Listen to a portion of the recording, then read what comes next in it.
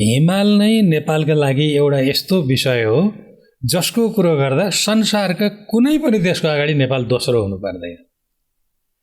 नेपाल आफ्नो अस्तित्व रहेसम्म, यी हिमाल रहेसम्म कहिल्यै सेकेन्ड नहुने कुनै चिज छ भने त्यो हिमाल नै हो।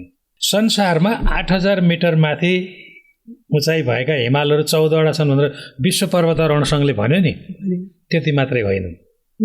विश्व पर्वतारोहण सङ्घले नेपालको 6वटा हिमाललाई छुटाइदिएको छ। कसैले भन्ला मैले सगरमाथा शिखरमा गएर पहिले थुकेँ भन्ला, त्यो उचित कुरो हो? होइन। म त्यहाँ भएको बेला एकजना क्यानेडियन महिला आएकी थिइन्, मलाई त्यहाँबाट हाम फाल्ने अनुमति देऊ भने। किन भनेको म सगरमाथाको शिखरबाट हाम फालेर मर्ने पहिलो महिला हुन चाहन्छु विश्वको भने। मैले भने त्यो मानवीय धैर्यको परीक्षण गर्ने ठाउँ हो। त्यो सिङ्गै हिमाल बिहान सुनको हुन्छ, पुरै सुनको पाएलो, दिउँसो चाँदीको हुन्छ र बेलुका सबै हिमाल तामाको हुन्छ। प्रकृतिको यत्रो त्यो रङ्ग परिवर्तन तपाईँले कहाँ देख्नुहुन्छ? संसारको परिभाषा र नेपालको हिमालको परिभाषै बेग्लै छ। हामीले बेग्लै परिभाषा गरेका छौँ। के गरेका छ भने हामीले 5800 मिटरभन्दा तलको चिजलाई हामी जति हिउँ थुप्रो पनि हिमाल भन्दैनौँ। नमस्कार। 2016 सालमा जन्मिनुभएका अनन्त प्रसाद र माता पवित्र ढकालको गर्भबाट सुपुत्रको रूपमा आज हिमालसरी अग्लिनुभएका र हरेक कुरालाई साक्षी राखेर हिमाल जस्तै उज्यालिसक्नुभएका र देश विदेशमा राष्ट्रिय अन्तर्राष्ट्रिय रूपमा पनि उहाँ चाहिँ नि एउटा हिमालयबाट नै परिचित गराउँदै जानुभएका नेपाल र नेपालको राष्ट्रियता, भाषा र साहित्यको र सरकारको पनि एउटा गरिमामय पद ओगटिसक्नुभएका यस्तो अग्रणी व्यक्तित्वलाई निम्ताएको छु, जसको अगाडि बस्न मात्रै पाउँदा, जसको सानिध्य मात्रै आभास गर्न पाउँदा पनि आज अलिकता गर्वको अनुभूत भएको छ। धेरै न्यानो स्वागत गर्न चाहन्छु हजुर प्रतीक ढकालज्यू। धेरै धेरै धन्यवाद बहिनी, तपाईँलाई पनि धेरै धेरै धन्यवाद छ मलाई बोलाउनु भयो। हजुर आराम होइसिन्छ? ठिक छु, एकदम आराम होइसिन्छ। अहिले चिसो मौसममा हजुर हिमालको जस्तै उज्यालो तर तातो तातो बहसमा कुरा गर्न पाउँछु भने विश्वस्त छु। के रहेछ दादा यस्तो हिमालमा जसले हजुरलाई हिमाल मात्रै तानिरह्यो? हिमालमा के छ भन्दा पनि हिमालमा के छैन भन्ने चाहिँ प्रश्न बढी सान्दर्भिक हुन्छ जस्तो लाग्छ। बहिनीले जुन भावनात्मक रूपमा यो सोधिरहनु भएको छ, हिमालमा के छैन?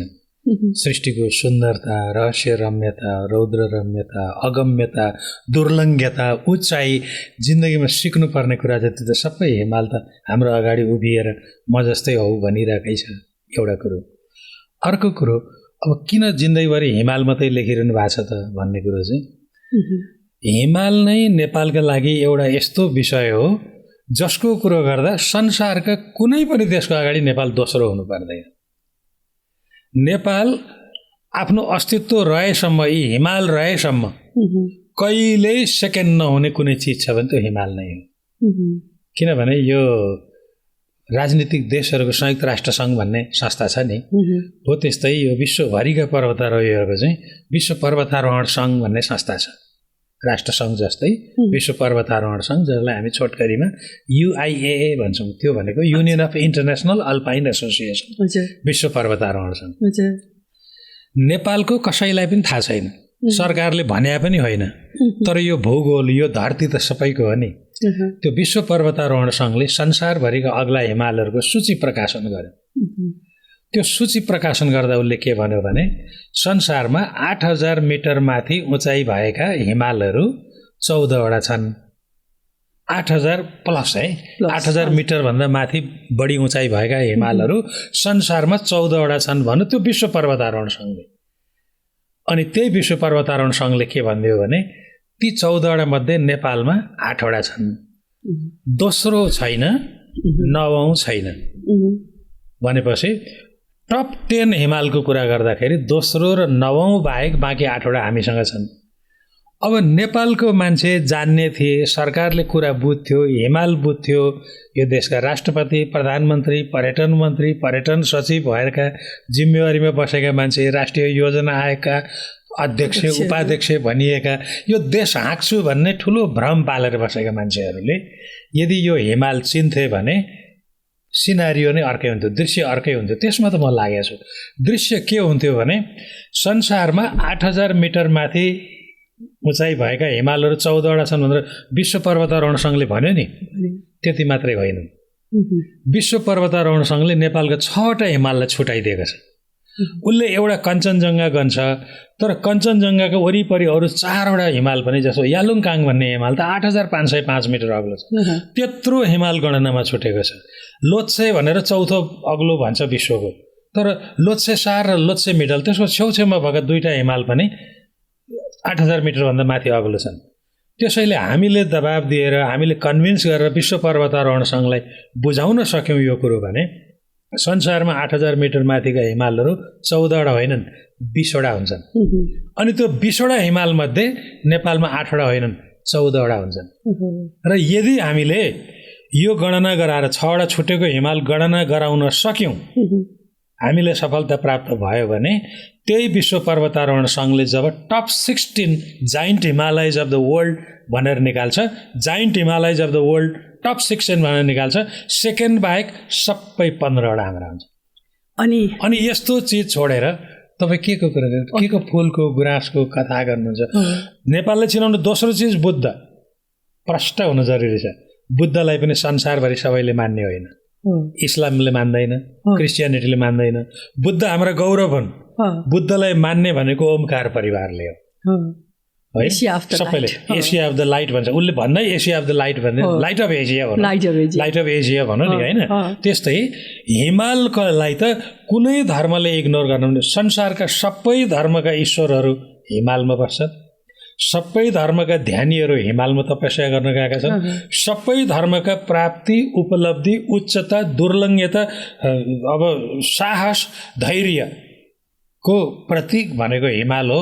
यत्रो चिज हामीसँग हुँदाहुँदै म किन अरू चराको गीत लेखेर बसौँ? कस्तो राम्रो, कस्तो राम्रो। किन म फुलको पातको प्रेमको कविता लेखेर बसौँ? म हिमालको कुरा गाउँछु, म त हिमालको भजन गाउँछु। हजुर, बस। अनि एउटा अर्को पनि यहाँको विश्वको एउटा इतिहास सगरमाथाको शिखरबाटै पुस्तक विमोचन पनि गराउनु भएको छ। त्यो पनि सायद विश्वको पहिलो व्यक्तिमै पर्नुहुन्छ। हो, नेपाल सरकारले दुईटा पुस्तक एकैचोटि नेपाल सरकारले मान्यता दिएको छ। त्यो 2064 सालको कुरा हो जस्तो लाग्छ। मैले पनि ठ्याक्क त किताबै हेर्नुपर्छ, जेठ 9 गते हो कि जस्तो लाग्छ, तर स्योर छैन। किताबमै बोक्रैमा लेखिदिएको छ। यो सगरमाथा चढ्ने, यो धेरै मान्छेलाई एउटा के भ्रम छ भने मैले सोधेको बेलामा भनिदिइहाल्छु। जुन यो अहिले पर्यटन विभाग छ नि, त्यहाँबाट पर्वतारोहणका दलहरूलाई शुल्क लिएर, सलामी दस्तुर लिएर अनुमति दिइन्छ। त्यो अनुमति दिएर चढ्न जाँदाखेरि कुन टोलीले सफलता पाउँछ, कुन टोलीले सफलता पाउँदैन त भन्न सकिँदैन नि। त्यसैले तपाईँले त्यहाँ चढिसकेपछि मैले पहिलोचोटि फोन खोलेर गीत गाएँ, मैले पहिलोचोटि सगरमाथामा चढिसकेपछि फेटा बाँधेँ, मैले सगरमाथामा चुचुरोमा पुगिसकेपछि पहिलोचोटि स्केटिङ खेलेँ भनेर त्यो केही विश्व रेकर्ड हुँदैन। विश्व रेकर्ड हुनलाई तपाईँले चढ्न जानुभन्दा पहिले नै, जुन बेला तपाईँले कुन पर्वत चढ्न जाने अनुमति पाउनुहुन्छ नि, हो त्यो पाउनुभन्दा पहिले नै यदि हाम्रो आरोहण सफल भयो भने शिखरमा गएर हामी यो काम गर्छौँ भनेर पहिले नेपाल सरकारको अनुमति लिनुपर्छ। त्यो अनुमति लिन लायक कुरो रहेछ भने सरकारले अनुमति दिन्छ। अनि त्यो काम गरेर आएको फोटोहरूबाट पुष्टि भएपछि बल्ल विश्व रेकर्ड हुन्छ। नत्र भने आफू खुसी गएर हुँदैन। कसैले भन्ला मैले सगरमाथा शिखरमा गएर पहिले थुकेँ भन्ला, त्यो उचित कुरो हो? होइन। म त्यहाँ भएको बेला एकजना क्यानेडियन महिला आएकी थिइन्, मलाई त्यहाँबाट हाम फाल्ने अनुमति देऊ भने। किन भनेको म सगरमाथाको शिखरबाट हाम फालेर मर्ने पहिलो महिला हुन चाहन्छु विश्वको भने। मैले भने त्यो मानवीय धैर्यको परीक्षण गर्ने ठाउँ हो, त्यो मान्छेको सामर्थ्य गुमाउने ठाउँ होइन। तिमीले भन्यौली कि आत्महत्या गर्न सबभन्दा ठुलो शक्ति चाहिन्छ, तर म भन्छु जिन्दगीमा सबैभन्दा हारेको मान्छेले मात्रै आत्महत्या। यस्तो कुनै तिमी किन सगरमाथा चढी दुःख गर्छौ, ती चौबारतिर गएर गल्छीमा आम फाले भइहाल्छ नि भने हाँसे आत्महत्या गरेर प्रेरित त गर्नु भएन नि। पछि हामीले दिएनौँ, किनभने त्यो कुनै विश्व रेकर्ड हुने कुरा होइन। अनि यहाँको बारेमा एउटा भनौँ न, म जस्तो अब अल्पज्ञा भनौँ न, बुझ्न चाहने तर बुझ्नलाई रहर राख्ने त्यति बुझि नसकेको। जस्तो हिमाल भन्ने बित्तिकै साहसको कुरा एउटा आयो। हजुर अघि म भन्नुभएको छु, हाम्रो देशको त एउटा गौरवको हो, हामी केही पहाडहरू गौरवला, सगरमाथा चढ्ला गरौँला, तर त्यहाँ पुग्न एउटा उचाइको धैर्यताको कुरा आयो, साहसको कुरा आयो, प्लस भनौँ न लगानीको कुराहरू आउँछ, खर्चका कुराहरू आउँछन्, टिम वर्कको कुराहरू आउँछन् भनौँ न। र मान्छेलाई सबभन्दा प्यारो भनेको जिन्दगी हो, त्यहाँ बाँच्ने होइन, ज्यान हत्केलामा लिएर जानेको धेरै कुराहरू आउँछन्, जुन चाहिँ नि हजुर अलिकता ढकाल भनेपछि ब्राह्मण कुल परिचित जस्तो लाग्छ मलाई। मधेसमा हुर्केको बाहुनको छोरा एउटा ब्राह्मण कुलीन मान्छेलाई हिमालले प्रेरित गर्नु, किनभने कमै देखिन्छ हो शेर्पाहरू जाति, एउटा मङ्गोल जाति, मतवाली जातिहरूमा चाहिँ बढी यो साहस हुन्छ, देखिन्छ भनौँ न। अहिलेको इतिहासहरूमा देखिरहेको कुरा छ। हुन त कोही हिमाल चढ्ने रहर गर्ने अरू जाति पनि अहिले निस्केका छन्, तर हजुरको जुन एउटा जीवन अर्पण भएको छ, एउटा इतिहास केले भनेको छ, हिमालले भनेको चाहिँ हजुर एउटा ब्राह्मण कुलमा जन्मेर भनौँ न तराईमा हुर्किएर यस्तो भइकन पनि जो हिमालसँग त टाढा हो नि त, बालकालको एउटा केही समसँग भने यो यस्तो प्रेरणा छ। कसरी यो लाइनपट्टि चाहिँ कसरी लाग्यो? यो चाहिँ मलाई लाग्छ म लगायत धेरैको प्रश्न होला यो। हजुर बहिनीले अघि भनेको कुरामा अलिकति छुटेको जोडेर अनि म यसमा हजुर हजुर अनि तपाईँले अघि भन्नुभयो सगरमाथाको शिखरबाट पुस्तक विमोचन गर्ने विश्वकै पहिलो लेखक, मेरो साइडबाट भन्दा मात्रै लेखक हो आपा शेर्पा। त्यस बेला त्यो 17औं चोटिमा उहाँले गरेको, 17औं चोटि विश्व रेकर्ड थियो। अब अहिले त कामिरिताले धेरै माथि पुर्याउनु भयो होइन। उहाँ 17औं चोटिमा जाँदाखेरि किताब विमोचन गर्नुभएको, त्यो लेखक भएर मात्रै मेरो किताब विमोचन भएको होइन भने त्यो के हो भने आपा शेर्पा, आप्पा होइन है, आपा शेर्पा र लाक्पा गेलु शेर्पा विश्वको पहिलो विमोचक हुन्। उहाँलाई पनि मैले किताब दिएको थिएँ, को चढ्छ को चढ्दैन थाहा छैन। अब आङ्गीमा शेर्पा भन्ने अर्को भाइ हुनुहुन्थ्यो, उहाँलाई मैले सेती पनि काली पनि दिएर पठाएको थिएँ, धेरैवटा टिमलाई दिएर पठाएको थिएँ। उहाँहरू पहिली पुग्नुभयो, आफू आफूले लगेर किताब विमोचन गर्नुभयो, त्यस पछाडि अरूले पनि गरे, तर विमोचन त एकचोटि हुन्छ नि। अनि सगरमाथाको शिरमै विमोचन भयो, एकै दिन 2टा किताब 1 घण्टाको तलमाथि। अब अर्को सोधेले बहिनीले अहिले सोधेको प्रश्न चाहिँ नेपालीमा चाहिँ विक्रम सम्वत 2042, अङ्ग्रेजीमा चाहिँ 1985। 1985लाई राष्ट्रसङ्घले IYY भनेर मनाएको थियो, इन्टरनेसनल युथ इयर, अन्तर्राष्ट्रिय युवा वर्ष भनेर मनाएको थियो। त्यो जापानमा एउटा संस्था रहेछ, अन्तर्राष्ट्रिय संस्था रेयुकाई भन्ने। त्यो रेयुकाई नेपालमा पनि त्यसको ब्रान्च। त्यस बेला रेयुकाई चाहिँ संसारका 41वटा देशमा रहेछ, मैले बुझेसम्म है, मलाई साथीभाइले भनेसम्म। म त्यसको अभ्यासी होइन, त्यही भएर मलाई त्यति थाहा भएन। अनि त्यो रेयुकाई नेपालले चाहिँ खुला वक्तृत्व कला प्रतियोगिता आयोजना गर्यो। नेपालमा खुला वक्तृत्व कला प्रतियोगिता आयोजना गर्यो, मैले पनि भाग लिएँ। मैले भाग लिएर जाँदाखेरि त्यो चाहिँ कस्तो व्यवस्था थियो भने फ्याट्ट गोला तान्ने, त्यो गोला तान्दा जे विषय पर्छ तयारी केही गर्न नपाउने, अनि गोला तान्ने 5 मिनट मात्रै बोल्न पाइने। त्यसमा मलाई स्वस्थ युवा शक्ति राष्ट्रको सम्पत्ति भन्ने विषय पर्यो। म खर्र बोलेँ, आफूलाई लागेको कुरा बोलेँ। त्यसरी म नेपाल फर्स्ट भएँ। पछि मात्रै मलाई थाहा थियो रेयुकाई त त्यस बेला संसारका 41वटा देशमा रहेछ र एउटै फर्मेटमा मूल्याङ्कन भएको रहेछ मैले बुझेसम्म। अनि त्यो 41वटै देशमा एउटा फर्स्ट त भयो नि। त्यसमध्येको 15 जनालाई चाहिँ मेरिट लिस्टमा परेको 15 जनालाई जापानमा अन्तर्राष्ट्रिय वक्तृत्व कला पर्व भनेर बोलाइयो। त्यहाँ पनि मैले गोल्ड मेडल जितेँ। द मोस्ट इन्फ्लुएन्सेस स्पिच भनेर आयो, त्यहाँ पनि बोलियो। अब भर्खर आइएससी गरेको मान्छेले के अङ्ग्रेजी बोलियो कसो बोलियो थाहा छैन, जापान भएकाले गर्दा अप्ठ्यारो भएन। त्यही क्रममा त्यो जापानमा म 5-7 दिन बसेको बेला मलाई जापानिजहरूले के सोधे साथीहरूले भने, पहिलो कुरो त म बुद्ध जन्मेको देशबाट गएको थिएँ, दोस्रो कुरो मैले त्यहाँ स्वर्ण पदक जितेँ, फेरि पत्र पत्रिकाको हाइलाइटमा हेडलाइनमा म आएँ। नेपालको गोर्खापत्रले त नेपाली वक्तालाई अन्तर्राष्ट्रिय स्वर्ण पदक भनेर बक्स न्युज छाप्यो गोर्खापत्रले त म फर्केर आएपछि। भने त्यहाँ त धेरै सोधीखोजी गरेँ। सोधीखोजी गर्दाखेरि त के सोधे धेरै जापानिजहरूले भने, तिमी त माउन्ट एभरेस्टको देशबाट आएको मान्छे, कति भाग्यमानी मान्छे तिमी त कतिचोटि गइसक्यो होला कि त्यहाँ, तिमीहरू त 2-4 दिन छुट्टी हुँदा पनि माउन्ट एभरेस्टतिर गएर खेल्छौ होला। सबै युवा छन् नि त अहिलेको जेनजी भने जस्तो। म पनि त 24-25 वर्षको छु, अरू त मभन्दा कान्छा छन् अरू देशबाट आएको त। म त सिनियर पार्टिसिपेन्ट भइरहेको छु त्यहाँ पनि। त्यस्तो भने अब मैले त सगरमाथा त देखेकै छैन, झापा गाउँबाट देखिने कुरो पनि भएन। अब कस्तो हो भने मैले डाँडोमा अलिअलि हिउँ परेको अडिएको त देखेको थिएँ। यसो अलिअलि कचाकचुक कुरो गरेर यसो ढाँटढोट गरेर होइन, धेरै टाढा छ, गएको छैन, जाने योजना चाहिँ छ, अब हेरौँ के हुन्छ। त्यो ठाउँमा धेरै जाडो हुनाले जान सकिँदैन, के भनेर मिलाएँ। फेरि अर्को थरीले के भन्यो भने ओहो तिमी नेपालबाट आएको हो कि, तिमी त हामीले पुज्ने हामीले मान्ने देउता जन्मेको ठाउँबाट आएको, लुम्बिनीको माटो ल्याएको छ भनेर सोधे। माटो ल्याएको पनि छैन। अनि धेरै बुढाबुढी जापानीले त मलाई नै छुने, तिमी नेपाल जापानिज मात्रै बोल्ने उहाँहरू। पछि मेरो अङ्ग्रेजी बोल्ने साथीहरूले भन्छ तिमी त नेपालबाट आएको हो, तिमीलाई त छोए पनि बुद्ध छोए जस्तो हुन्छ भन्ने। त्यसो भन्ने कुरा गरिसकेपछि तिमी त धेरैचोटि लुम्बिनी गयो होला नि भने। लुम्बिनी तराईमा छ भन्ने थाहा भएको हुनाले गर्दा मैले अलिअलि कुरो मिलाएर टाढै पर्छ, गएको त छैन, तर अब तत्कालै जाने योजना छ के भनेर त्यहाँबाट उम्किएर आएँ।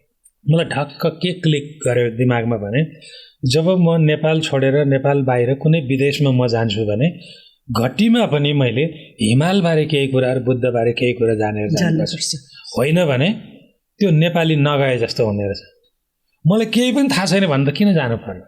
अनि हो त्यही बेलादेखि म तुरुन्तै, अब हिमाल त तत्काल जान सकिनँ, निकै पछि गएँ, तर म तुरुन्तै नेपाल आउने बित्तिकै म लुम्बिनी गएँ, भगवान् बुद्धसँग क्षमा मागेँ, मैले हजुरको ठाउँमा आइपुगेको छु भनेर झुटो बोलेँ, मलाई माफ गर्नु होला र मलाई ज्ञान पनि दिनु होला भनेर बुद्धसँग पनि शरण परेँ। अनि पछाडि त हिमाल जान थाल्यो। अनि मानिसहरू भन्छन्, मेरै श्रीमतीले भन्छन् यो पुसमाघमा किन हिमाल जाने भन्छन्। त्यो आनन्द भूमिको आँगन लेखेको बेला त्यो आछ नि माघमा हिमाल जाने भनेको थिएन उनले। अनि माघमा हिमाल गर्मीमा हिमाल न्यानो हुन्छ र न्यानो हुने त होइन नि, त्यो त सधैँ -भन्दा तलबाट हिमाल हुने हो। त्यसैले त्यहाँको वातावरण सधैँ उस्तै हो। ऊ हिउँ पर्ने, दुःख दिने, वर्षा हुने नहुने भन्ने कुराहरू मात्रै हो। स्प्रिङ भनेको वसन्त भनेको वसन्तै हो, हिउँद भनेको हिउँदै हो त्यहाँ पनि। तर जाने मान्छेको तयारी त उस्तै हुन्छ, केही पनि फरक पर्दैन। तर युवालाई त्यति बेला पनि हजुरलाई साहस त त्यस किसिमको त साहस त रहेछ नि त, वक्तित्व कलाको एउटा विश्व त्यो बेलामा नै जापान पुगेर एउटा अन्तर्राष्ट्रिय बनेको त्यो समय, त्यो बेलाको समय अचल सक्दिनँ होइन। बोली बक्सिन्छ हजुरको बोलीमा अहिले पनि एक किसिमको त्यो जादु छ र कन्भिन्सिङ पावर, एकदम हाई कन्भिन्सिङ पावर भेटिन्छ। अनि त्यसपछि कसरी जस्तो भनौँ मैले यो भइकन पनि अनि हजुरलाई प्रेरणा मिल्यो जब हिमाल जान भन्नलाई।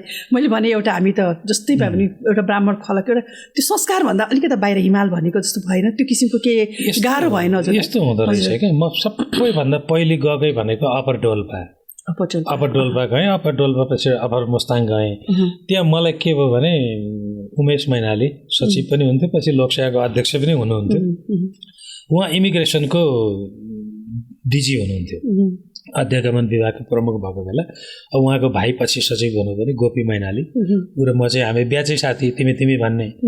अनि यो पर्वतारोहणदेखि बाहेक यो ट्रेकिङमा पनि निषेधित क्षेत्रहरूमा ट्रेकिङ ग्रुप विदेशीहरूको गयो भने नि एउटा सरकारी अधिकारी खटाउँछ। चलचित्र खिच्छु भनेर गयो भने पनि सञ्चार मन्त्रालयले खिचाउँछ। अनि त्यो बेलामा मैले अप्पर डोल्पामा यस्तो टिम छ भन्ने भइसकेपछि उमेश दाईले भने दाई मलाई पनि पठाइदिनु नि। मैले त्यो हिमाल पारी पुगेपछि मैले लेखेकै छु, मलाई पनि पठाइदिनु नि दाई भने।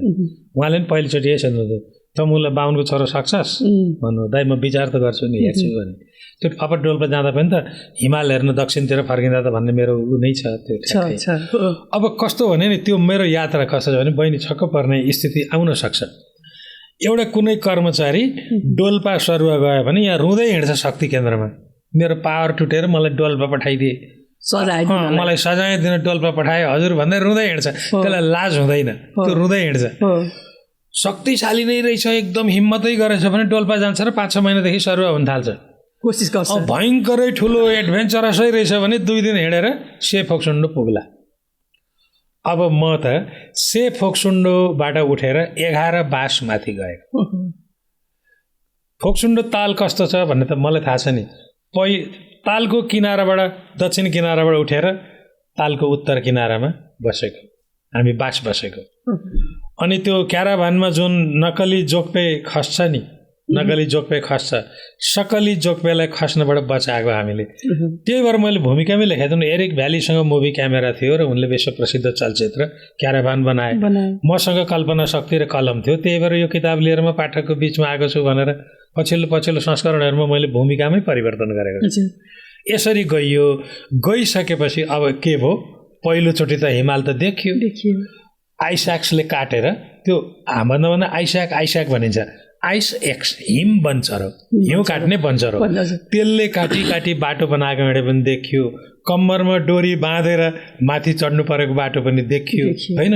सबै कुरा देख्दै जाँदाखेरि माथिल्लो क्षेत्रको भूगोलले मलाई तान्दै गयो।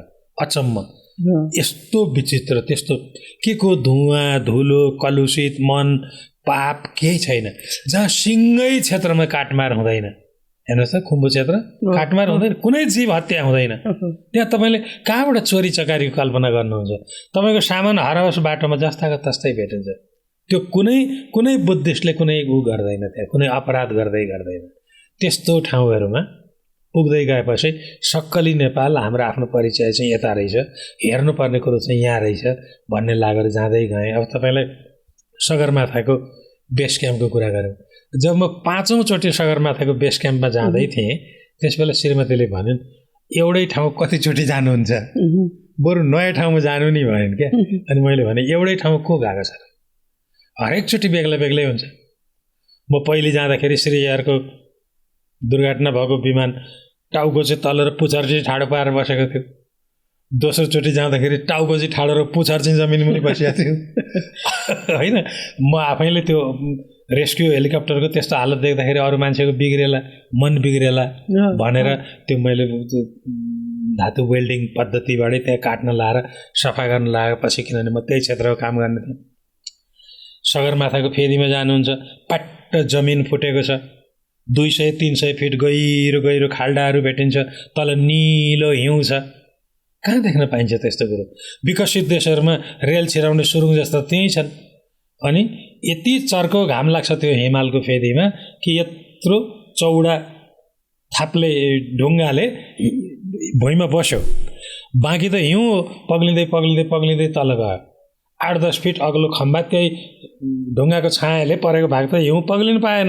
अब 8-10 फिट अग्लो हिउँको सेतो खम्बाले ढुङ्गामा चाहिँ के अरे टाउकोमा चाहिँ ढुङ्गाको टोप लाएर बसेको हुन्छ, टुँडी खेलको सैनिकको मूर्ति जस्तो। त्यो कहाँ हेर्न पाइन्छ? अचम्म।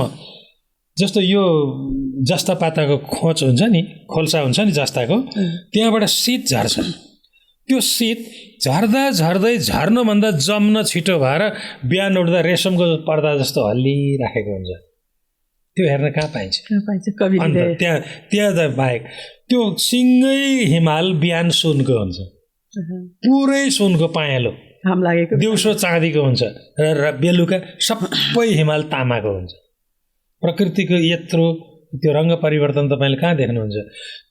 तराईलाई मैले इग्नोर गरेको होइन, तपाईँले हरियाली, जैविक विविधता, सारा कुराहरू हेर्न त्यो ठाउँ छ। तर तराई त संसारको अरू देशमा पनि छ नि त। तराईले हामीलाई चिनाउँदैन, तराईले हामीलाई पाल्छ, तराईले हामीलाई चिनाउँदैन। हिमालले हामीलाई चिनाउँछ पनि पाल्छ पनि। जब यो देशमा कुरो बुझेको पर्यटन मन्त्री आउँछ, कुरो बुझेको पर्यटन मन्त्री आउँदाखेरि त पर्यटक नै कस्तो चिज हो भने नि, झोला पैसा बोकेर सबैले बाँड्दै हिँड्छ। यो अलि सिधा अर्थमा होइन। पहिले ट्याक्सी ड्राइभरले चढ्छ, त्यहाँबाट होटलमा गएर अन्डा खाला, साग खाला, तरकारी खाला, नाच गरेर हेर्न जाला, म्युजियम हेर्न जसलाई पनि पैसा बाँड्दै हिँड्छ। कुनै खेती, कुनै बाली पाक्नु पर्खिनु पर्दैन, बर्खामा कति सिजन भन्नु पर्दैन। टुरिस्ट बोलाऊ। तपाईँ विचार गर्नुहोस् त, आइसल्यान्ड भन्ने देश जो मेडिकल डाक्टरहरूले फुटबल खेलेर विश्वकप खेलेर चिन्नु भयो नि, 3 लाख जनसङ्ख्या छ, 15 लाख टुरिस्ट जान्छ। एकजना जनताको भागमा हजारौँ डलर खर्च गर्ने 5 जना टुरिस्ट उसका भागमा परेपछि त्यो पैसा उसको भागमा पऱ्यो, के हुन्छ? जीवा लामिछानेको किताबले भन्छ, दक्षिण कोरियामा निभेको ज्वालामुखीको एउटा मुखलाई क्रेटर भन्छौँ कि, त्यो निभेको क्रेटर हेर्न वर्षको 1.5 करोड मान्छे जान्छन्। 1.40 करोड लेखा छन् के अरे किताब। यत्रो हिमाल, संसारका टप 15 हिमाल यहाँ छन्। 14वटा चुली छन्, हाम्रा 14वटा छन्, 6वटा छुट्यो भन्न सरकार जान्दैन। तपाईँ छक्क पर्ने कुरा बहिनी अर्को छ, संसारको परिभाषा र नेपालको हिमालको परिभाषै बेग्लै छ। हामीले बेग्लै परिभाषा गरेका छौँ। के गरेका छ भने हामीले 5800 मिटरभन्दा तलको चिजलाई हामी जति हिउँ थुप्रो पनि हिमाल भन्दैनौँ। अहिले आङछिरिङ शेर्पाजी हुनुहुन्छ, जसलाई विश्व पर्वतारोहण सङ्घले नेपालमा एउटा यस्तो विज्ञ पनि छ भनेर मानार्थ सदस्य बनाएको छ। विश्व कार्य समितिमा उहाँ मानार्थ सदस्य हुनुहुन्छ। उहाँ चाहिँ हर्क गुरुङको समकालीन मान्छे। यो हिमालको कुरो गर्दैछु। हर्क गुरुङले जिन्दगीभरि हिमालको सङ्गत गरेर बिताउनु भयो र उहाँले हिमालयन डाइरेक्टरी अफ नेपाल भनेर एउटा किताब लेख्नुभयो। त्यो किताबमा उहाँले 1310वटा चाहिँ हिमालको नामै दिनुभयो र के भन्नुभयो भने निकै हिमाल गन्न बाँकी छन् है, मैले भ्याएको छैन है गन्न भनेर त्यो किताब निकाल्नु बाँकी छ भन्नुभयो। हो त्यो आधारमा त्यत्तिको आधारमा नेपाल सरकारले चान्चुन 1400 हिमाल छन् भन्यो। मैले पनि त पहिले त नेपाल सरकारकै कुरो पत्याउनु पर्यो नि। पहिलेको पोडकास्टहरूमा पहिलेको अन्तर्वार्तामा मैले पनि के भनेको छु, झन्डै 1400 हिमाल भएको देश हो भनेको छु मैले। तर अहिले विश्व पर्वतारोहण सङ्घमा हाम्रो आङ छिरिङ शेर्पाजी सदस्य भइसकेपछि नेपाल सरकारले नै मान्यता दिने गरी के भयो भने हामीले 5800 मिटरलाई नै कट अफ लाइन माग्यो। किनभने हाम्रो परिभाषा बेग्लै के हो भने अरूलाई जित्ने ठाउँ यति हो नि त। भनेपछि डेटा अनुसारको 5800 चाहिँ हामीसँग चाहिँ नि 5000 हाइटको आधारमा होइन, यसो 5800 हाइट भन्दा तल्लो हाइटलाई हामी हिमाल नगर्ने। किन नगर्ने भयो भने यो नेपालले जित्ने कुरो पनि हो। त्यति लिँदा पनि हामीसँग कति हो कति हिमाल हुन्छन्, हामी त अरूसँग जित्ने विषय। नेपाल कहिले दोस्रो नहुने भने हो नि। अनि त्यो 5800 भन्दा मुनिको तर्क के त भन्दाखेरि आङ छिरिङजीको हाम्रो तर्क के भने हामीले विश्वमा भनेको तर्क के भने जहाँ भारी बोकेको जोकमै पुग्न सक्छ त्यो हिमाल हुँदैन। जहाँ मान्छेलाई बोकेर पुर्याउन सक्छ त्यो हिमाल हुँदैन। जहाँ गएपछि जुन बिन्दुदेखि मान्छेको एक्लो साहस, शौर्य, धैर्य र वीरताको परीक्षण हुन्छ त्यो बिन्दु मात्रै हिमाल हो भनेर हामीले भन्यौँ। विश्वले पनि नेपालले भनेपछि मान्यो। र यसरी 5800 मिटर माथिका मात्रैलाई हामीले हिमाल गन्दा पनि नेपालमा 1792वटा हिमाल। 1700 डेटा आन्सर पनि 1792। अब त गणनै भएको चिज हो यो। 1792वटा हिमाल भएको देशको मान्छे, पर्यटन मन्त्रालय, यो देश हाँक्ने मान्छे, राष्ट्रपति, प्रधानमन्त्री, म सबैलाई भन्छु, राजदूतलाई झन् भन्छु, तिमी त यो देशमा मार्केटिङ गर्न गएको होइन, टुरिस्ट पठाउन गएको होइन। त्यो कुन चाहिँ पार्टीको कुन चाहिँ खेमाको कुन चाहिँ झोलेलाई त्यो 10वटा हिमालको नाउँ भन्दैन, पञ्चध्यानी बुद्धको नाउँ त त्यसले भन्दैन। मलाई अहिले कन्थ छ। करियर डिप्लोमेट रहेछ भने लोकसेवा पढेको बेलाको अलिअलि कुरा होला। यो झोलेवालाबाट त केही हुनेवालै छैन। त्यो माल पाएर चाल्न पाएको देश बन्दै गइरहेको अवस्था छ झनै। अब त्यस्तो ठुलो एउटा सबैको अब हजुरलाई मैले एउटा मैले हिमालको बारे प्रवचन गर्दाखेरि जर्मनीमा हिमालको बारे प्रवचन गर्दा प्रवचनबाट छक्क परेर केही समय पछाडि 8 जना महिलाहरू नेपाल घुम्न आए। 22वटा भन्दा बढी राष्ट्र घुमिबक्सेको छ हजुरले हिमाललाई नै लिएर। 25 भन्दा बढी। नेपालको 76 भन्दा बढी जिल्ला यहाँले भ्रमण एउटा मात्रै छ, हुम्ला मात्रै बाँकी छ। मलाई राष्ट्रकवि माधव प्रसाद घिमिरेको सम्झिन्छु, नेपालको कुनै पनि ठाउँ नछोड, योभन्दा स्वर्गतुल्य ठाउँै छैन भनेर सधैँ उहाँले मर्जी हुन्थ्यो। भनेपछि सायद यो पनि नेपालीको इतिहासमा पर्छ कि एउटा मात्र जिल्ला घुम्न बाँकी नेपाली नेपाली पनि हुनुहुन्छ, तर पनि त्यसमा नलेखेको मान्छे नलेख्नेमा। जस्तो मेरो भन्दा बढी हिमाल त शेर्पालाई थाहा छ नि, तर उनले लेख्दैनन्। मैले भने नि साहित्य के रहेछ हजुरको बुझाइमा, जसले हजुरलाई यसरी लेख्न अभिप्रेरित गरायो गरे एउटा इतिहास साहित्य के रहेछ हजुरको बुझाइमा? यो जीवन र जगतलाई हेर्ने एउटा दृष्टिकोण, अनि त्यो दृष्टिकोणलाई आत्मसात गरेपछि आफूले बनाइदिने अरूको दृष्टिकोण। जस्तो हिमाल त कोही जाँदैन थियो नि त, हिजो त मरिन्छ भन्ने थियो नि, के थियो कसो थियो। अहिले त मेरो किताब बोकेर त्यो बाटोमा हिँड्न जाने मान्छेहरू त धेरै छन् त। हिमाल हिजो लेखिएको थियो, कसरी लेखेको थियो? मानसरोवर गएको कुरो लेखिएको थियो, गोसाइकुण्ड गएको कुरो लेखिएको थियो, मुक्तिनाथ गएको तीर्थयात्रासँग जोडेर लेखेँ। विशुद्ध पर्यटनबाट त हिमाल लेखेँ। मेरो त बियोन्ड द हिमालयज भन्ने अमेरिकाबाटै छापिएको किताब जो नेपालमा होइन, जो अहिले चाहिँ हिमाल पारि पुगेपछि त्यो त कुनै तीर्थमा छैन त, त्यो त मुक्तिनाथ बाटोमा परेको। अब म मनासुलु गएँ, अन्नपूर्ण गएँ, कुन तीर्थ छ त? मकालु गएँ, कुन तीर्थ छ त? तर कुन तीर्थ छैन? सबै गङ्गा हामीले पवित्र मानेर गर्ने सबै गङ्गा कि उद्गमन्ती होइन। त्यो त साँच्चै भन्यो भने त शिवको शिरमा झरेकी गङ्गा चाहिँ तिनै हुन्। शिव सार्व स्वर्गात पशुपति शिरस्थ क्षतिधरम भन्छन् नि। अनि त्यो पतन हुँदै हुँदै हुँदै हुँदै विवेक भ्रष्टानाम भवति विनिपातः शतमुखा भन्छ क्या। त्यो गङ्गा चाहिँ कसरी शिरबाट झर्दै झर्दै जङ्गा आउँदै कसरी कसरी कसरी दुनियाँको पाप पखाल्दै गइन् भने संस्कृत नीति श्लोक चाहिँ के छ भने बुद्धि बिग्रिएपछि हजारवटा पतनका बाटा खुल्छन् भने नेपालमा देखिरहेका छ नि। बुद्धि बिग्रिएपछि पतनका 1000 बाटा खुल्छन् भनेर त्यहाँ गङ्गाको उदाहरण दिएको छ यो श्लोकले भर्तृहरिले। तर सक्कली गङ्गा, सक्कली धर्म, सक्कली ईश्वर, 5 पाण्डव जिउँदै स्वर्ग जाने कता हिँडेका? त्यही हिमालतिर हिँडेको होइनन्। अनि क्रमशः मान्छे ढल्दै गयो भनेको के भनेको? कुरो नबुझेर पो पाप धर्म भनेको त अल्टिच्युड लागेको नि, अल्टिच्युड सिकनेस लागेको, अक्सिजनको कमी भएको। त्यही भएर त अहिले हामी अक्सिजन पनि बोकेर हिँड्छौँ, डायमाक्स औषधि खाएर हिँड्छौँ, नजानेर हो नि त, प्रविधि नभएर भनेपछि हरेक हिसाबले। अनि हजुरले जस्तो नियात्रा, बढी नियात्रादेखि चाहिँ 11वटा भन्दा बढी त नियात्रा नै प्रकाशित भइसकेको भेटिन्छ यहाँको। भनेपछि नियात्रा चाहिँ यो जुन यात्रा, जीवन रूपी यात्रा हजुरले यो बुझ्दै गइसक्यो जति गर्दै, यो यात्राले नै गर्दा नै नियात्राको स्वरूपहरू जन्मिँदै गएको कि बाँकी अरू पुस्तकभन्दा बढी नियात्रा भेटिन्छ यहाँको? होइन, मेरो त अरू त करिब छैन भन्दा पनि हुन्छ। एउटा चाहिँ बालकलाई त्यो साना यो देशमा धेरै मान्छेले हिमाल नचिने देखेर साना बच्चालाई गीत गाई हिमालको नाउँ सिकाउने त्यो 5 क्लासलाई राखेका छ कोशी प्रदेशले चाहिँ। अरूकोमा त त्यति पनि चेतना आएको छैन। अनि त्यसमा चाहिँ के गर्छ भने बच्चाले गीत गाई नि, जस्तो अघि मैले दोस्रो र नवौँ चाहिँ नेपालमा छैनन् भने नि, त्यो बच्चाले त 2टा हिमालको चित्र हेरी दोस्रो अनि नवौँ हिमाल अन्तै बस्न गएछन्, केटु अनि नङ्गा पर्वत पाकिस्तानका भएछन्। होइन, बच्चाले, मेरो नातिले 50वटा भन्दा बढी हिमालको नाउँ भन्छ। किन उसलाई यो गीत छ नि त। जस्तो भनौँ न, पहिलो गीत के हुन्छ भने नि, नेपालको सगरमाथा पर्वतको राजा हो, संसारमा सबैभन्दा अग्लो सगरमाथा हो, यसरी होइन। कञ्चनजङ्घे 5 बहिनी ताप्लेजुङमा बस्दछन्, यालुङकाङलाई फकाएर आफैसँग राख्दछन्। यस्तो गर्दै बच्चाले मजाले 80वटा हिमालका नाउँ भन्छन् त्यो गीत भएपछि। कमसेकम सम्पत्ति चिन्नुपर्ने त्यो पुस्ता हो। म त जेनजी भन्दा पनि तल छु, जेनजी भन्दा पनि तललाई म खोज्दैछु त्यहाँ। त्यो हिमाल चिनेर जन्मियोस् क्या, कम्तीमा नेपाल भएकोमा गर्व गरोस्। यो बुद्धको नामै नसुनी सगरमाथा पुग्दै नपुगी म बुद्धको देशबाट आएको गर्व लाउनु त पाइन्छ। गर्व त सबै। बेनेडिक्ट एन्डरसन भन्ने एकजना विद्वान छन्, उनले के भनेका छन् भने देशभक्ति, राष्ट्रभक्ति भन्ने कुरो काल्पनिकीमा आधारित हुन्छ। बलभद्रलाई, भक्ति थापालाई, अमरसिंहलाई त हामीले देखाएको छैन नि, तर पुर्खा कसरी लडेको हो। तपाईँलाई हक छ बुद्ध मेरो देशमा, तर बुद्ध चिन्नुभयो भने त झन् बढी हक छ नि त। बुद्धबारे प्रवचन दिएर त चीनले त मलाई प्रोफेसर भन्ने उपाधि पो दिएर पठाएको त।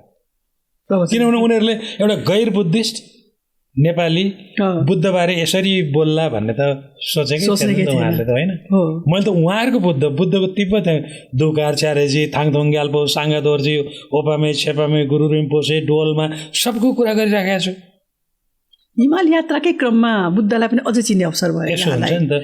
मेरो चाहिँ के हुन्छ भने हिमाच्छादित पर्वत, पर्वतीय जाति र पर्वतीय संस्कृति त सँगै भेटिन्छ नि त।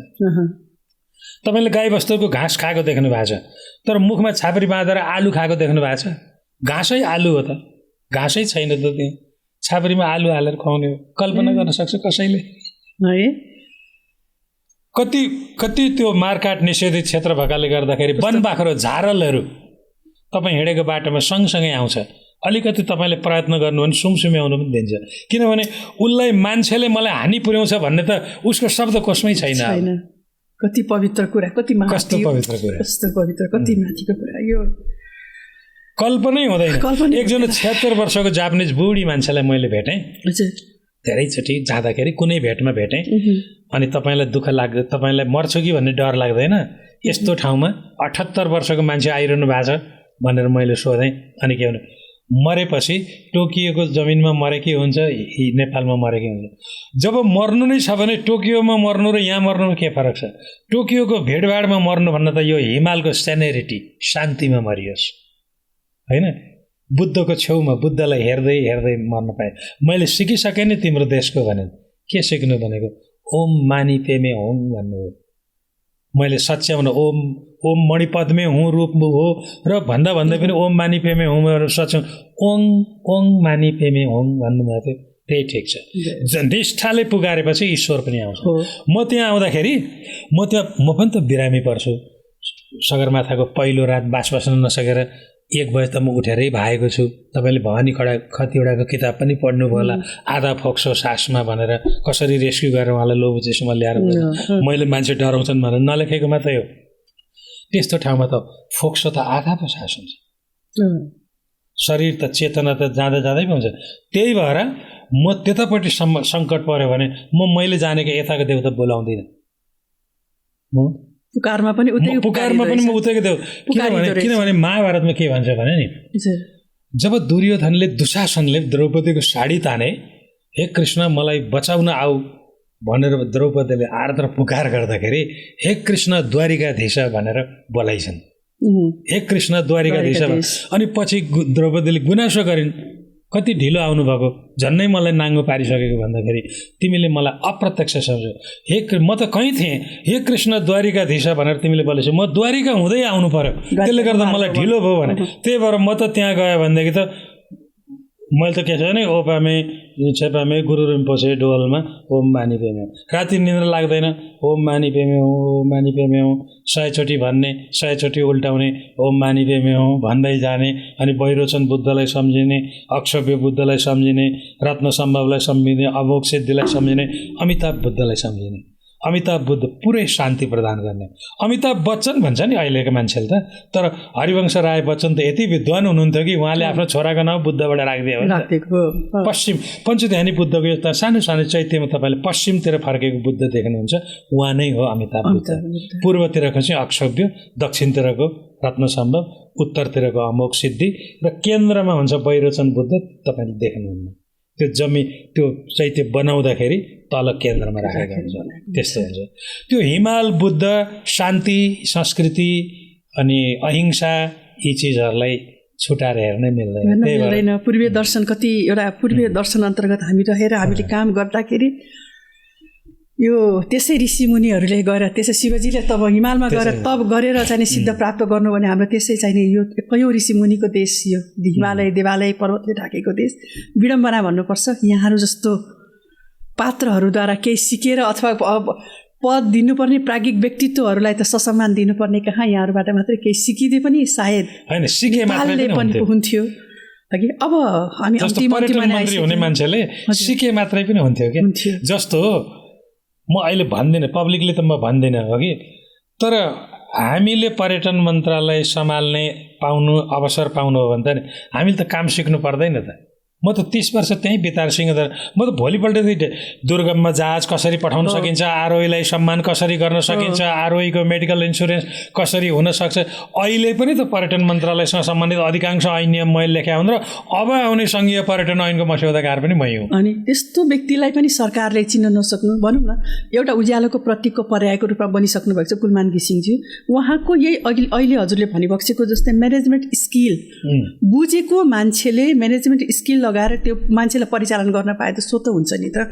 पनि सरकारले त्यो किन बुझ्दैन? मैले त भन्न मिलेन हो कि, मैले अर्काको भन्ने यसो जस्तो भनौँ न, हजुर ऋषि भण्डारी भन्ने मान्छे नेपाल पर्यटन बोर्डको सञ्चालक समितिको सदस्य हुनुहुन्छ, इओए भनेको आरोहण व्यवस्थापन सङ्घको महासचिव हुनुहुन्छ, उहाँको धेरैवटा पोर्टफोलियो छ। उहाँले त लेखेर जसरी ऊर्जा भन्ने बित्तिकै कुलमान घिसिङलाई बुझ्नुहुन्छ, जसरी तपाईँले के अरे यो अर्थ भन्ने बित्तिकै रामेश्वर खनालजीलाई बुझ्नुहुन्छ, त्यसरी नै हामीले पर्यटन भन्ने बित्तिकै प्रतीक ढकाललाई बुझ्नुपर्छ समाज। किनभने अरूले एउटा सेक्टर बुझ्या होला, कसैले होटल बुझ्या होला, ट्राभल बुझ्या होला, ट्रेकिङ बुझ्या होला, माउन्टेनिङ बुझ्या होला, के बुझ्या होला, तर सबै बुझेको चाहिँ समष्टिमा त हामीले उहाँलाई बाहेक देखेको छैनौँ भनेर त लेख्नु भने सार्वजनिक रूपमा त्यो त मेरो सम्पत्ति हो नि। मैले यस किसिमको प्राज्ञिक व्यक्तित्वलाई एउटा राष्ट्रले चिनेर स्थान दिएर, अब भनौँ न हिमाल जस्तो गरिमामय चिज एउटा राष्ट्र जसले विश्वव्यापी रूपमा नेपाल, अघि हजुरले कति महत्त्वपूर्ण बुद्धको कुरा उठाइबक्स्यो, हाम्रो हिमालको कुरा उठाइ, यो दुई चिजलाई मात्र हामीले कहिल्यै हार्दैनौँ। हिमालले त संसारमा नेपाललाई सधैँ शिरमा ताज राखेको बनाउँछ। अब हजुरलाई म अब हजुरसँग एक बसाइले पुग्दैन, फेरि पनि हामी बस्नौँ पक्कै पनि।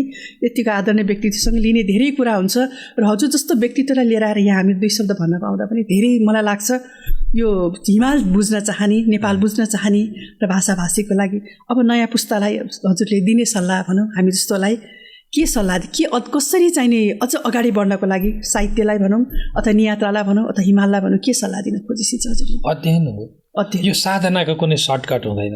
आज बेलुकादेखि हार्मोनियम बजाउन थालेर बिहान उठ्दा नारायण गोपाल भइराखेको भइँदैन। यो फेसबुक, यो सामाजिक सञ्जाल, यो मन्द विष हो। त्यसले तपाईँलाई अध्ययनबाट धेरै टाढा पुर्याउँछ। यो जति मोबाइल कम खेलाउनु भयो उति मान्छे हुँदै जान सकिने सम्भावना हुन्छ। मैलाई बिगारेको छ। म जति पहिले अध्ययन गर्थेँ, पढ्थेँ, लेख्थेँ, अहिले त्यही मोबाइलले मलाई दिँदैन। 10 मिनट जति हेर्नु पर्यो भने 3 घण्टा गइसकेको हुन्छ। त्यसो भएकोले गर्दाखेरि साधनाको कुनै सर्टकट बाटो छैन। निरन्तर पढ्नुहोस् र भाइ बहिनीहरूलाई त मैले भन्नु नै के छ भने पहिले देश चिन्नुहोस् अनि विदेश चिन्नुहोस्। देश चिनेर जानुहोस्, पाइलै पछि सम्मान हुन्छ।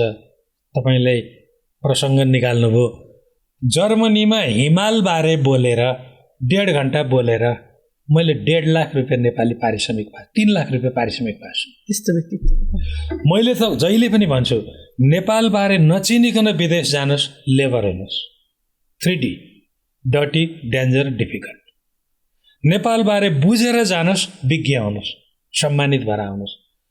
जर्मनीले 1.5 घण्टा बोलेको 3 लाख रुपियाँ दिने, चाइनाले प्रोफेसर प्रतीक ढकाल भनेर पठाउने भनेको के त? म स्कुल कलेज नपढाउने मान्छे भएर पो मलाई त्यो प्रोफेसरको अर्थ भएन त। म त निजामती सेवाको मान्छे, मलाई त प्रोफेसर गर्दै भएन। त्यहाँ प्रोफेसर भने बुझ्ने मान्छे त धेरै हुँदैनन् होइन। त्यसैले मलाई आवश्यक भएन। तर त्यो देशले दिन सक्ने, युनान युनिभर्सिटीले त दिन सक्ने, युनान सरकारले त दिन सक्ने सबभन्दा ठुलो कुरो त्यही हो नि। डाक्टर एपीजे अब्दुल कलाम फाउन्डेसनले अन्तर्राष्ट्रिय पुरस्कार दियो। उसले कसरी भन्यो कि संसारमा एउटा यस्तो लेखक छ जसले हिमाल बाहेक केही लेख्दैन र हिमाल धरतीको सम्पदा हो। हामी एसियामा हिमाल भएकोमा एसियाली भएर गर्व गर्छौँ। नेपालमा हिमाल भएकोले नेपालको पवित्र धरतीलाई बाँकी विश्वले ढोग्नुपर्छ। त्यस्तो विषय लेख्ने प्रतीक ढकाल हाम्रो बिचमा हुनुहुन्छ। प्रेस विज्ञप्ति निकालेको छ खुला। हामीले त्यो बेलामा हजुरलाई त्यो लाइभहरू सबै हेरिराख्दाखेरि, त्यो गर्दाखेरि नेपाल अहिले देश जसरी अहिले हेपिएको अवस्था, पीडामा गुज्रिएको अवस्था, हामी अहिले देश दुखेको बेला छौँ। त्यो बेलामा जुन नेपाललाई एलिजाबेथहरूको त्यो बेलामा भनौँ न उहाँहरूको चाहिँ गद्दी आरोहणपछि नेपाल भ्रमण गर्न आएको, त्यो बेलामा नेपालका राजाहरूलाई चाहिँ त्यो देशमा भ्रमण बोलाएको, हजुरले त्यो बेला लगाएको राष्ट्रिय पोसाक, दौरा सुरुवाल, त्यो पहिरन, त्यो जुन बाजा गाजासहित हजुरलाई त्यहाँ लगाइरहेको थियो, त्यो बेलामा त्यो समयमा गएको अलिकति अनुभूत भएको थियो। र त्यो बेलामा देवकोटालाई पनि सम्झेको थिएँ, जसले चाहिँ विश्वमा रसियामा गएर चाहिँ नि उहाँले कविता लेखेर आउनुभयो। अहिले हजुर भन्छ जर्मनमा गएर मैले हिमालको बारेमा प्रवचन दिएर आउँछु। यस्ता यस्ता व्यक्ति एउटा राष्ट्रले गर्नु। हजुरबा र मेरो एउटा संयोग छ नि। हजुर छ है। देवकोटा बित्नु भएको छ, म जन्मेको छु 16 साल। हजुर देवकोटा बित्नु भएको छ, म जन्मेको छु। म देवकोटा जस्तो छैन, तर कमसे कम मैले गर्व गर्ने। तपाईँ नातिनीले अन्तर्वार्ता लिँदै हुनुहुन्छ, म त्यसै पुलकित छु। तर देवकोटासँग कमसेकम एउटा साल त छ मसँग जोडिने। यस्तो व्यक्तिलाई अब अन्त्यमा यहाँलाई भनिहालेँ, अर्को बसाइ फेरि बसौँला। धेरै धेरै बसाइ बस्नुपर्छ। एउटा प्राज्ञिक, बौद्धिक र यस किसिमको कुनै पनि समग्रमा एउटा विषयमा दक्षता हासिल गरेको व्यक्तिको लाई चाहिँ नि पद दिँदाखेरि दियो भने पक्कै पनि त्यो चिजले न्याय पाउँछ भन्दै आजको बसाइ अत्यन्त सुमधुर रह्यो। र मैले मेरो लागि म एउटा सानो भर्खर सिक्ने गरेको प्रयास गरेको मान्छेलाई हजुर जस्तो एउटा प्राज्ञिक व्यक्तित्वले मेरो लागि महत्त्वपूर्ण समय आफ्नो हजुरको कसरी समय निकालिबक्स्यो। फोन गर्न पनि डराइ फोन गर्छु म हजुरलाई। मैले अङ्क 1 मेरो पहिलो पोडकास्ट अङ्क 1मै दाइलाई भन्नु न, अङ्क 1लाई म सगरमाथा समेट्छु। अङ्क 1लाई मैले सगरमाथा समेट्न सकेछु। मैले सकेछु हो, किनभने हजुर जस्तो व्यक्तिलाई अङ्क 1मै मैले कहिले नहार्ने चिज समेटेछु। जय होस् दादा हजुरको। फेरि एउटा 8848.86 मिटर भयो नि। विश्व पर्वतारोहण सङ्घले डेसिमल पारी गर्दैन। अब सगरमाथाको उचाइ 8848 होइन, 8849 मिटर भयो। सगरमाथा 1 मिटर अझै बढ्यो। बोलाउनु भयो, धन्यवाद नानी। म तपाईँको विद्वता, तपाईँको त्यो 4 भाषामा कविता भनेको कुरा धेरै परको कुरो हो। ती प्राज्ञिक कुराहरू भए। तपाईँको शरीरमा महाकवि देवकोटाको रगत बजेको छ। तपाईँलाई छुँदाखेरि मलाई गर्व हुन्छ। धन्यवाद।